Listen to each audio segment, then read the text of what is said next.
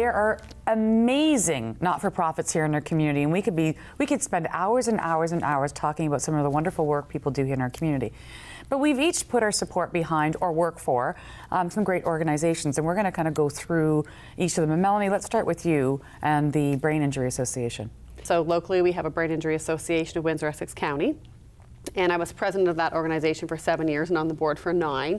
And I was so passionate about it, I actually sat on our provincial board. So the Ontario Brain Injury Association has its own board, and I did some work with them province-wide, sort of coordinating brain injury services. So that's been a big part of my life, and I continue to see people acquiring brain injuries and overcoming them. And it's just been a real passion. And now when I seem to be like the brain injury lady, so if people sustain a concussion or their son gets one or a friend gets one, they just come to me and say, okay, what should I be doing? What's normal? What's not? And I because I've been involved in it so long, it's being able to help kind of people navigate the system here, saying, okay, who should you be seeing? What should you be doing? What's normal? You know, helping people really recover. Lisa, you're huge with the House of Sophrosine. So the House of Sophrosine is a residential treatment program that treats women that suffer from addictions, all types of addictions as well. And they've been in Windsor for 40 years, so they don't just service Windsor people, it's all of Ontario. And my role in this is I do chair the capital campaign, and I do many events to raise money, but I'm more passionate about bringing awareness to what it is about addictions, because there's such a huge stigma in our society that we need to break down those barriers so people can understand the disease of addiction, and with the understanding comes the compassion, and hopefully, you know. Karen, you've supported a lot of organizations here in the community, but specifically the Alzheimer's. So tell me a little bit about, first of all, why, as I asked the other ladies, that you support Alzheimer's. Dementia is out of control, and the numbers are going to continue to grow.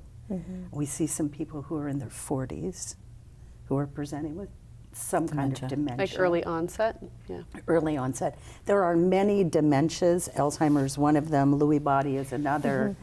That's what Robin Williams had, and that's one of the reasons that he was unable to cope. And yeah, it had a lot to do with his decision to commit suicide. With the association that's here, you know, I know you talked about there's over 30, you said, throughout the province.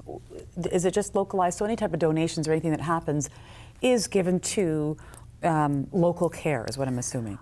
Anytime you donate to our society, every cent that you donate stays here. Stays local. We, as an organization, donate nationally to research, development, provincial strategies. And for me, I do a lot of work, well, because I'm the executive director at the Windsor Cancer Center Foundation.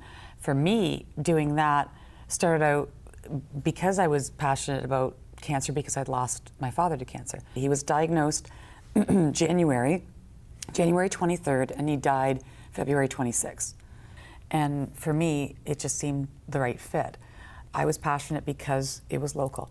And, you know, all funds stayed local, and we have a great cancer center here. Mm-hmm. The staff, like, honestly, the reason we get the donations that we do, I really truly believe is because of the doctors and nurses that we have there.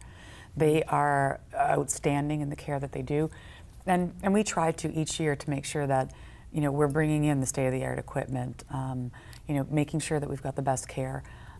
You know, the center itself prides itself in that care. And so obviously it costs money, so we're there to fund the things that they might not necessarily be able to get.